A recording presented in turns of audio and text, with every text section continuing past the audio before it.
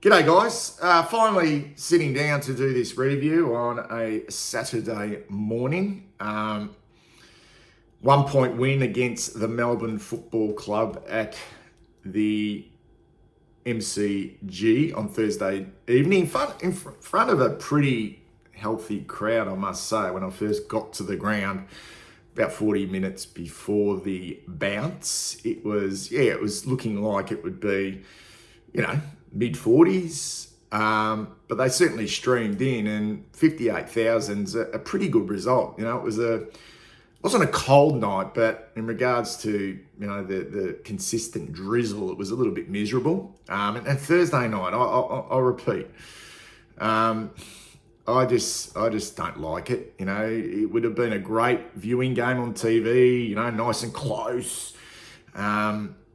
Great for the people who don't even support these two teams, but just getting along, wherever you're coming from, it's a big ask. And thank God we won that game. And even though for me, I put my hand up, I was one of those supporters, fans, surprise, that was, I don't know if ropeable's the right word. I have used that to some people in private messages that I've had over the last 24 hours or so, that I was ropeable, but I didn't outwardly show that I don't know, anger. But I was perplexed, numb, hardly relieved. That was my sort of feeling for a good 24 hours. So I don't know whether, it would have been an interesting review if I did it after the game or even yesterday morning. But yeah, it was just such a, I don't know, it was the ugly in us, and I suppose the things that I'm really looking for from this group that we haven't got. For me to think that we're showing some real, and it's unfair. It's unfair because Melbourne are a super football team.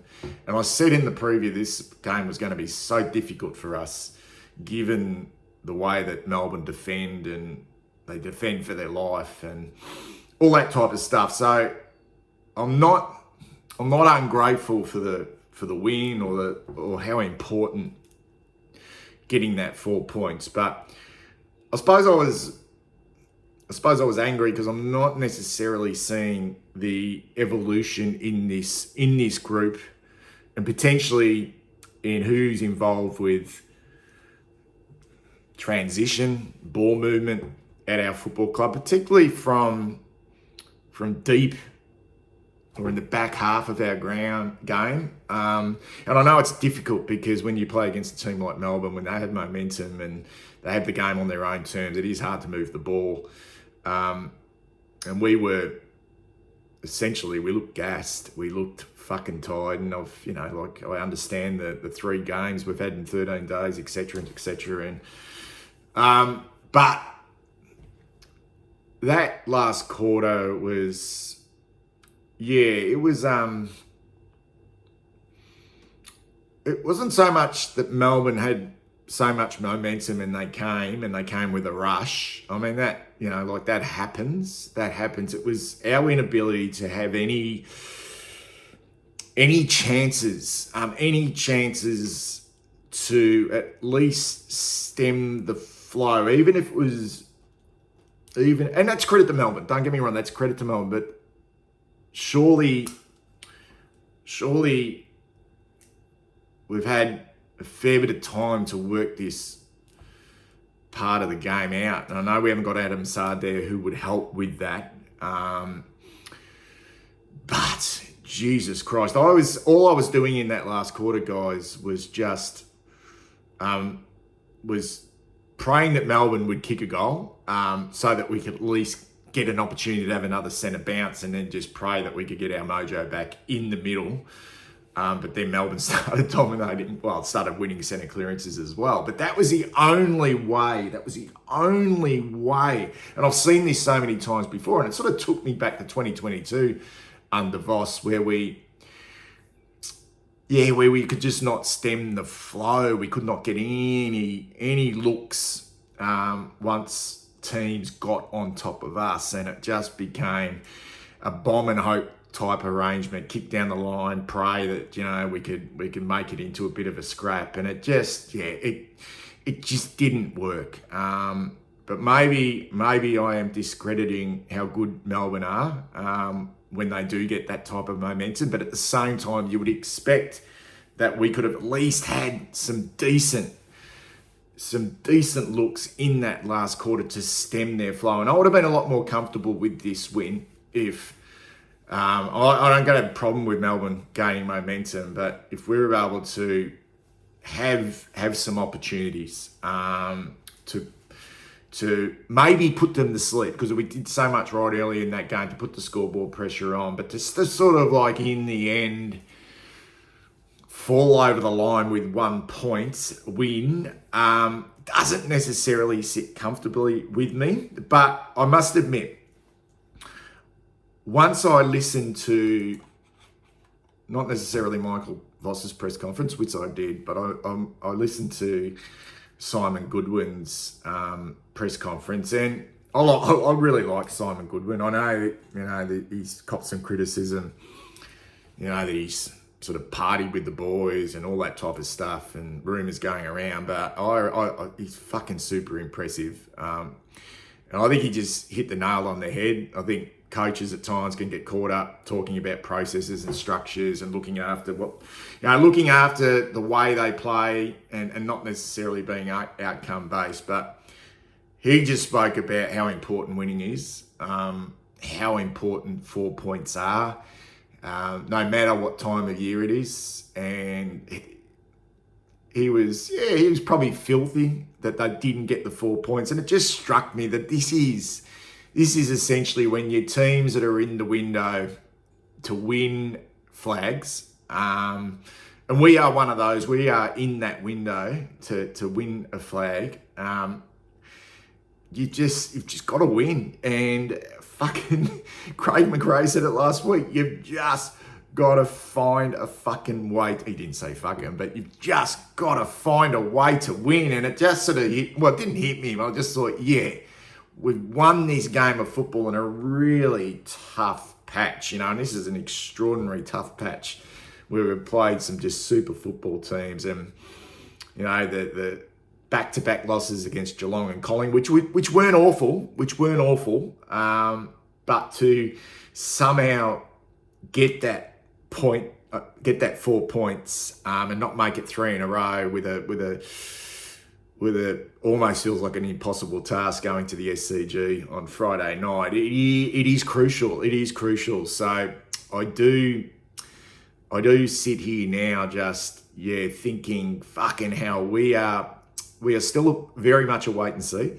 But I think we're always going to be a wait and see, regardless of how well we're playing. I think I think when you haven't reached the pinnacle, your football team's always a wait and see. And it's just similar to Port Adelaide. They were tremendous last night against Geelong on their ground, but there is still essentially wait and see football team. You look at that performance by Port and go, fucking wow, they've beaten Geelong, but they haven't won a grand final under Ken Hinkley, and they've been sort of knocking on the door for a long, long time. So we're no different.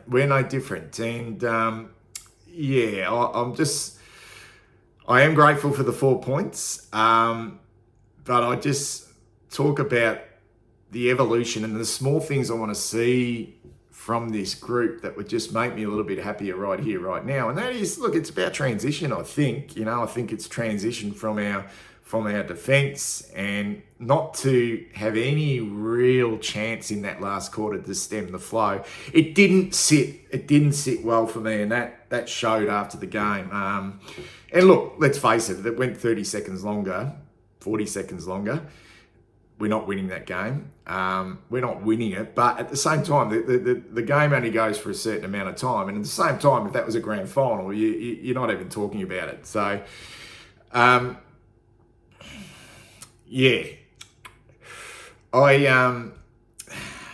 there's no doubt there's no doubt Melbourne were flat early in that game, and I was somewhat surprised by how flat they were. But that takes nothing away from us, because you don't go to a game of football and ask the opposition to be flat. Well, you plan accordingly. You can't plan accordingly. You think that the opposition, or you plan that they're going to bring their best around pressure, around effort and application. They didn't bring it, but we did. And the most positive thing out of that game, from my point of view, early in that first quarter, is we were, one, super efficient. Everything we did in our inside 50 in regards to scoring was excellent. 5 straight certainly put scoreboard pressure on for us. And it wasn't like they were all easy shots as well. There was some long range shots in there, and yeah, we put them under extreme heat in that first quarter, but they were having, and then the other really positive is they were actually having some looks inside their forward 50 early in that game, and our defence was unbelievable. They were rabid. They were there to play, led by obviously Jacob Wiedering, and then Mitch McGovern coming in and just helping. I think early in that game he helped with that quicker ball movement. Remember a time there where he took a mark deep. It just pivoted straight away, and you look at, compared to him and Lewis Young, Lewis Young would have taken that mark and then maybe stopped and propped and looked and waited, had a cup of tea and a biscuit and fucking picked his nose and pulled the jocks out of his ass and then kicked the ball. But as soon as Gov took it, he was really aggressive. He just turned straight away, kicked the ball on his left foot, because he's very good on both sides of the body, open play, and then we're off to the races. And he immediately helped us, and he's a pretty good defender too. He's very adaptable, can play, Petrarca got him a couple of times, but he can play on different types, and I think he's a really good inclusion for us, and that showed. But I thought all the boys defensively were great. Their smalls couldn't get into the game. Their talls couldn't get into the game. We just defended for our lives, and so that first quarter was excellent. And then I think I disagree with the fact that we were the better team for 3 quarters. I just think because we had that really good start.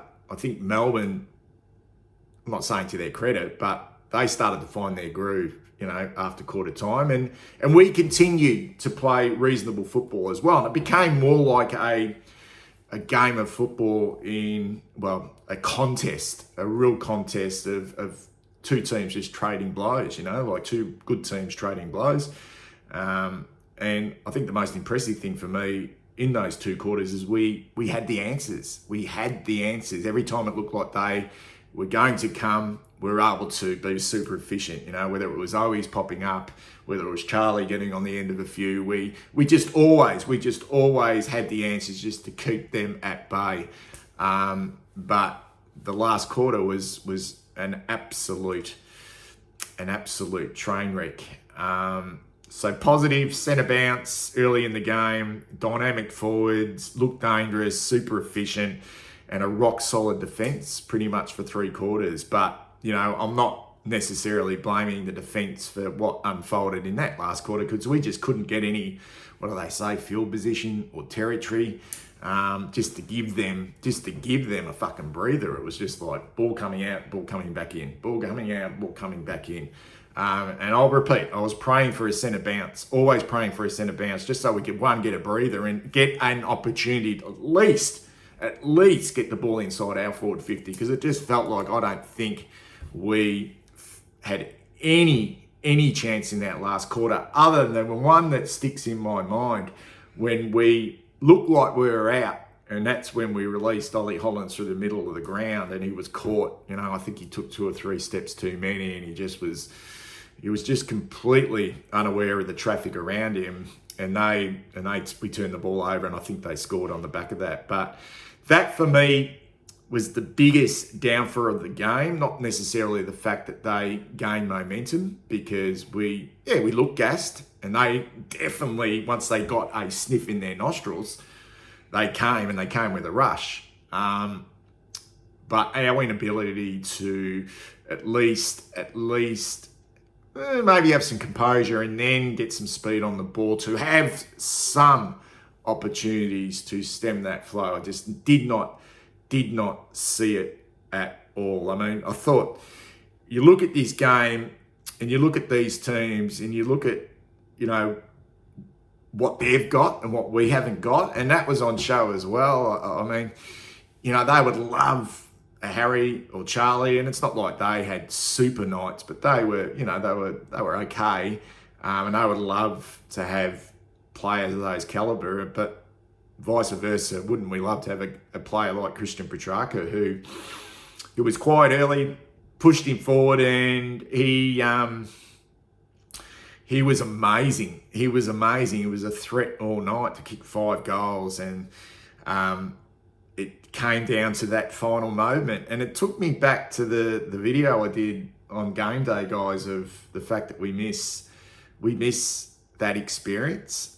We miss those players that can step up in those final moments to win us a game of football, or to, just to show some steadiness and a level-headedness. And spoke about Sam Doherty being a big missing link out of this football team of ours, and something that's we're probably not going to be able to cover for the rest of the year. But to think that our 2 most experienced players, when the game was on the line, ball inside their forward 50, Max Gawn in the ruck, you could see what was going to unfold. It was such a dangerous stoppage. And for Nick Newman and Patrick Cripps, more Patrick Cripps, I think, because he was fucking spent. Like, I've never seen a more tired individual pre that tackle. And I know Newman was awarded that tackle, but it was Cripps setting up really well, knowing that Petrarca wanted to get out the back and potentially kick a goal. And it was like two lions just jumping on a fucking massive wildebeest, which was Christian Petrarca, and they double teamed him, and it took 2 of them to bring him down. It was just a pivotal moment in the game.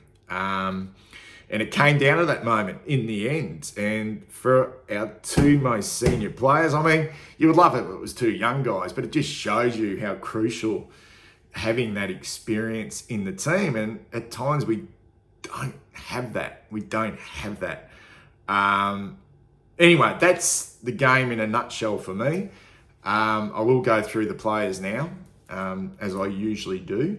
I think holistically it was a reasonably even performance, although once again we did have some standouts, and that generally came from our better players. And I would love to see a little bit more growth in some of our players coming through. We are showing some signs, but at the same time, we got some outstanding gains from some of our guys through the midfield and down back as well. So Lockie Cowan only had the 4 disposals. He was sort of solid.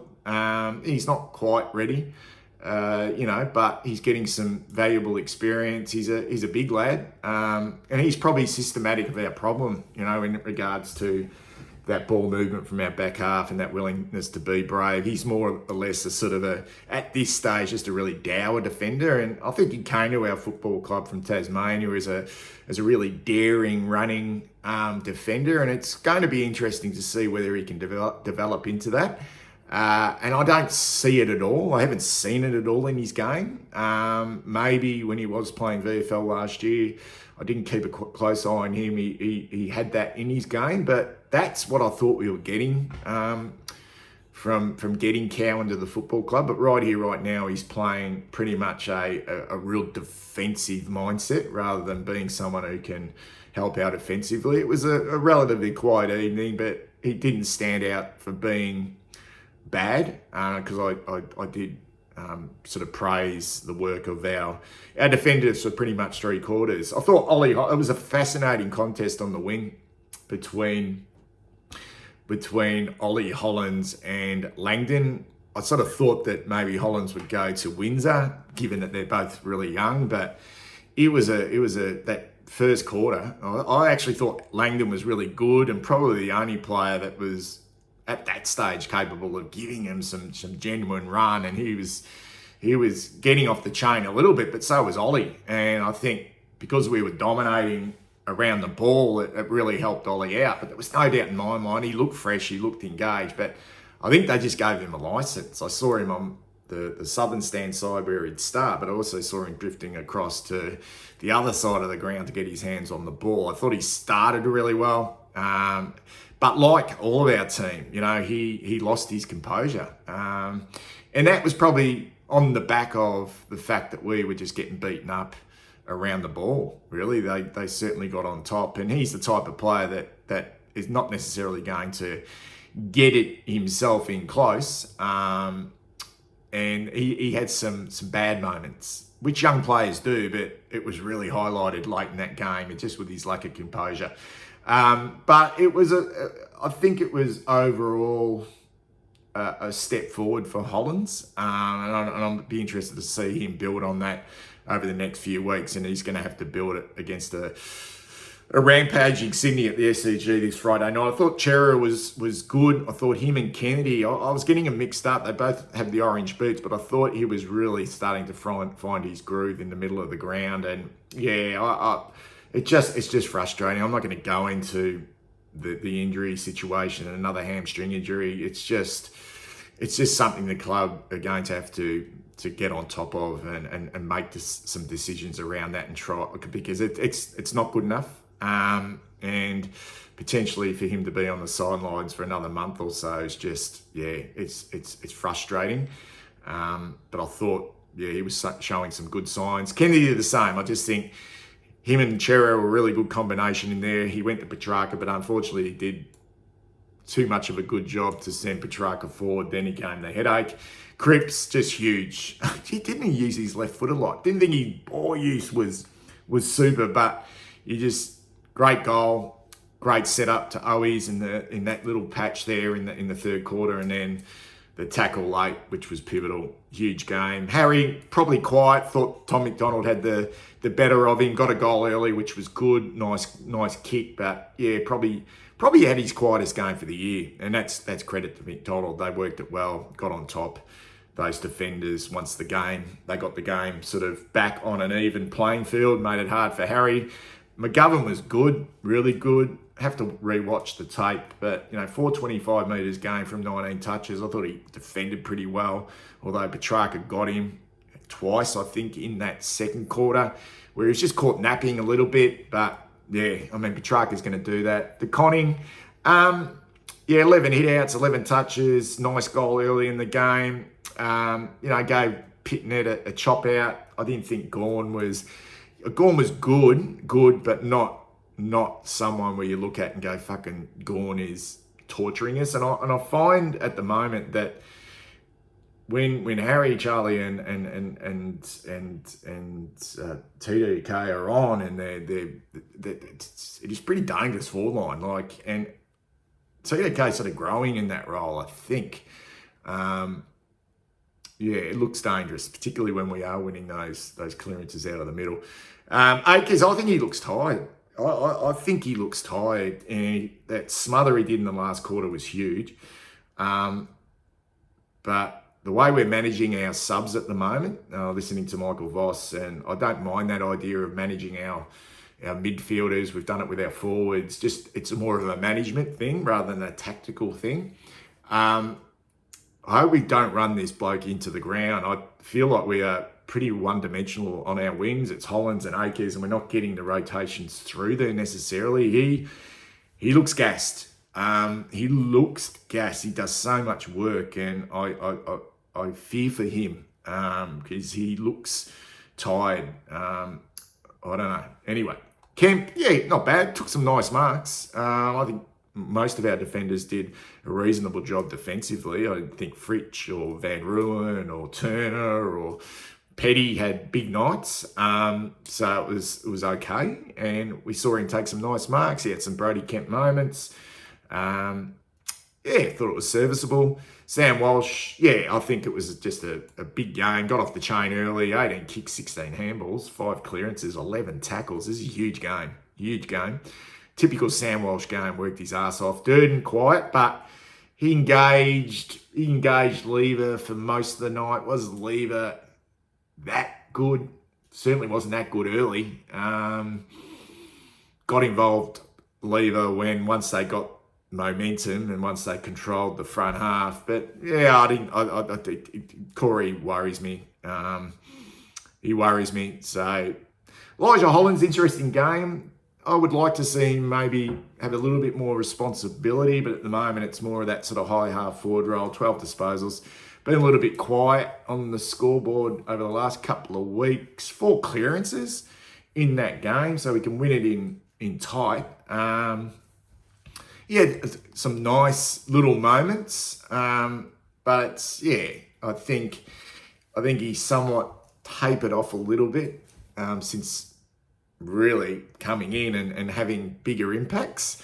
But I think he's a player. I really do. He's only still young, new to the football club. Martin, look, I've heard all the talk that he immediately made us look so much better.